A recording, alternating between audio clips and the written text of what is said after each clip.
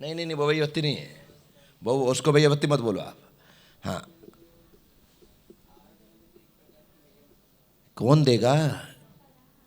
सब पात्र अलग अलग कर रखे। जो यहाँ पे इतने सारे लोग काम करते हैं ना तपोभूमि में, जो मैनेजर है वो मैनेजर की सीट पर बैठेगा, जो कुक है वो भोजनशाला में रहेगा, जो दूसरा वो कैंटीन में ही रहेगा, जो झाड़ू वाले वो झाड़ू, अब तुम कहो झाड़ू वाली महिलाएं जाकर के उस पर बैठ जाएं ऑफिस में, चलेगा क्या? तो सबकी जिम्मेदारी अलग अलग है। आपको अधिकार नहीं है तो नहीं है, जिसको अधिकार है तो उसको अधिकार है, ऐसी ये व्यवस्था है। तो इसलिए भैया वृत्ति कह करके हम क्या कर लेते हैं, ये तो सेवा कर रहे हैं। हाँ, बीमार आदि होने पर, अस्वस्थ आदि होने पर वहाँ पर शोध करके आहार करवाने के लिए साधु जाते हैं। क्यों जाते हैं? साधु जाते हैं, परंतु वो शोधन कर रहे, सिर्फ व्यवस्था करवा रहे, सिर्फ लोग जो भीड़ लगा रहे हैं उनको दूर कर रहे हैं, बस इतना कर रहे हैं। ना वो अंदर जा कर के तैयार कर रहे हैं, ना बना रहे हैं, ना कुछ कर, सिर्फ शोधन करवा करके व्यवस्था। इतनी छूट है, इतनी छूट है, वो भी अस्वस्थ अवस्था में, पर वैसा नहीं। अब मैं बढ़िया व्यवस्थित हूँ तो आप जबरदस्ती आकर खड़े होकर के आहार करवाने लग जाओ, नहीं। अभी मुझे किसी के सहारे और संबल की जरूरत नहीं। तो यहां पर ये बात कहते हैं, सामान्यतया पात्र को देश करके व्याध्यादि निमित्त के बिना उदार बुद्धि से कल्प को दे कहा है, ऐसा समझना चाहिए। जो देह पदार्थ है उसे देह कहा जाता है। क्या कहा जाता है? देह, जो देने योग्य है, जो बनाया जाए। तो इस तरह से यहां पर आचार्य कहते हैं, कारण यह है कि निर्वाह के होने पर अर्थात कल्प आहार के मिल जाने पर अथवा बाल और व्याधिग्रस्त आदि निमित्त के अभाव में साधुजन अकल्प आहार को ग्रहण नहीं करते हैं, इसलिए अकल्प आहार का निषेध किया गया है। इसके विपरीत निर्वाह के ना होने पर, कल्प आहार के ना प्राप्त होने पर, बाल व व्याधिग्रस्त आदि प्रयोजन के होने पर साधुजन देश काल आदि की अपेक्षा से कल्प आदि आहार को ग्रहण करते हैं। इस विषय में तार्किक विद्वान ने ऐसा कहा है, पिंड अर्थात आहार, शय्या, शास्त्र, छात्र आदि अथवा औषध आदि, इनमें देश काल आदि की अपेक्षा कोई तो कल्प और कोई अकल्प, और अकल्प भी कल्प हुआ करता है, अर्थात ग्रहण करने योग्य और कोई ग्रहण करने के योग्य नहीं भी। देश काल पुरुष की अवस्था, उपयोग, शुद्धि, परिणाम, इनका विशेष विचार करके कल्प होता है। एकांत से देश काल की अपेक्षा के बिना कल्प की कल्पना करना योग्य नहीं है। आपको कैसा देश है, कैसा काल है, इन सबको ध्यान में रखते हुए ही वह ग्रहण करने योग्य है या नहीं है, इसका विचार आपको करना पड़ेगा। देश के हिसाब से अपन किस देश में रहे, कर्नाटक में नहीं है, अभी मध्य प्रदेश में, आगे बढ़ेंगे तो राजस्थान में चले गए, दिल्ली चले गए, हरियाणा, पंजाब चले गए, उत्तर प्रदेश चले गए।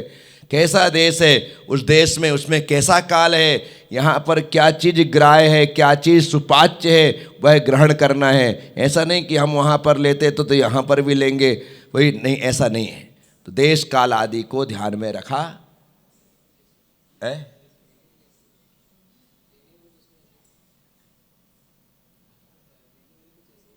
क्या करता है? हाँ, तो सच्चाई बोलते ना, देश का उसी का अनुसार चलेगा। हाँ, क्योंकि उससे ही प्रकृति चेंज होती है। बेसाधु से ग्रहण करेंगे या नहीं करेंगे यह जानना शक्य नहीं है। इसलिए धर्म की सिद्धि के लिए साधुओं को सब प्रकार से आहार आदि का दान करना चाहिए। अब जो तुम लेकर के आए वो साधु ले ना ले, कोई जरूरी है क्या? कोई जरूरी? इसलिए सब प्रकार का आहार तैयार करना चाहिए, फिर जो उन्हें स्वास्थ्य के, देश के, काल के अनुरूप होगा वो ग्रहण कर लेंगे, ग्रहण कर लेंगे।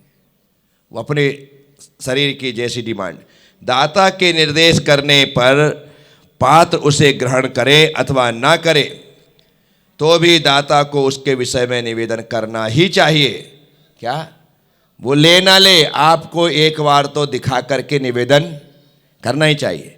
कारण यह है कि ऐसा करने से साधु के उसे ग्रहण ना करने पर भी दाता के शुभ परिणाम से उसे पुण्य की प्राप्ति होती है।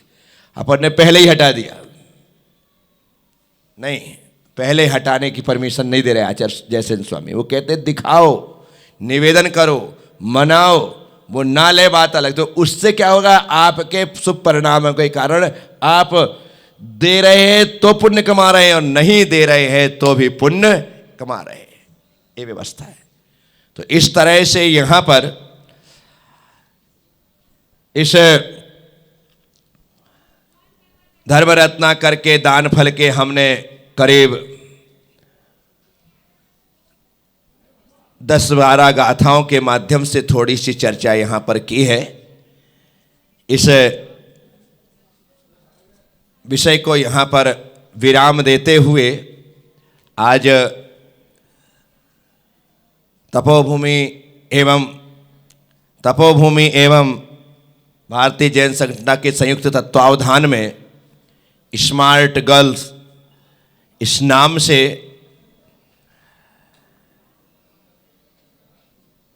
बच्चियां प्रसन्न कैसे रहे और स्ट्रांग कैसे बने, मजबूत कैसे बने, इस संबंध में to be happy to be strong ये बात है। जीवन में खुशी से बढ़कर के कोई दूसरी चीज नहीं है, और जीवन में मन की मजबूती से बढ़कर के दूसरी चीज नहीं। इसलिए चेहरे पर खुशी हो और मन में मजबूती हो तो दुनिया की कोई ताकत हमें परास्त नहीं कर सकती है, हमें हरा नहीं सकती। इसीलिए आज इन बच्चियों को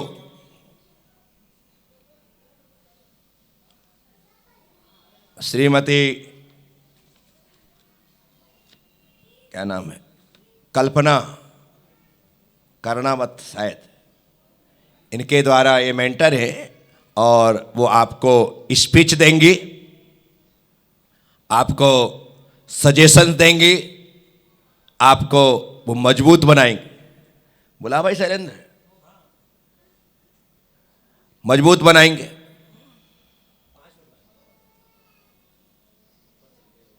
इसीलिए यह 2 दिवसीय कार्यशाला तपोभूमि में आयोजित है, जिसमें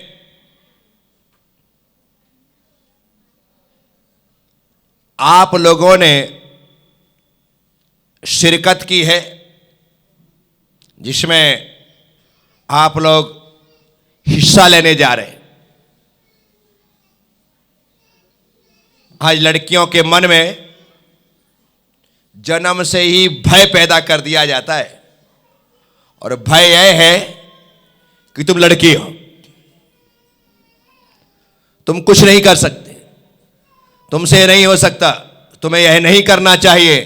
ऐसे दुनिया भर के नेगेटिव थॉट्स हमारे दिमाग में डाल दिए जाते हैं। इस कारण से लड़की कभी भी मजबूत नहीं हो पाती। सिर्फ वे ही लड़कियां मजबूत होती हैं जो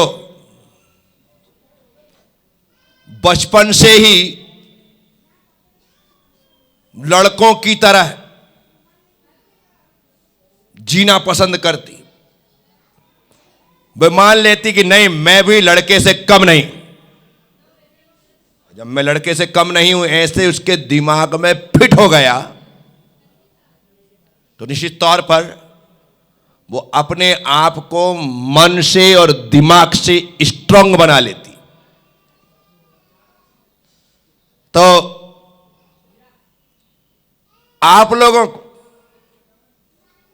यहां पर इस कार्यशाला के माध्यम से 2 दिनों तक, कल्पना ही नाम है ना, अर्चना कर्णावत, हाँ अर्चना कर्णावत इंदौर से यहां पर उपस्थित है।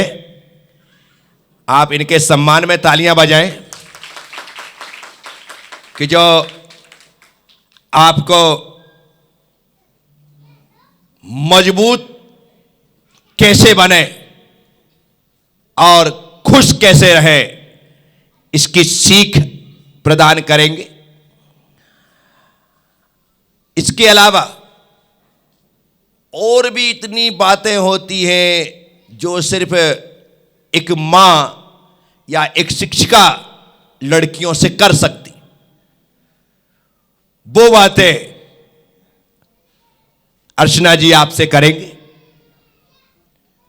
आपके मन में कोई जिज्ञासा है, कोई प्रश्न, कोई क्वेश्चन खड़े हो तो आप पूछ भी सकेंगे,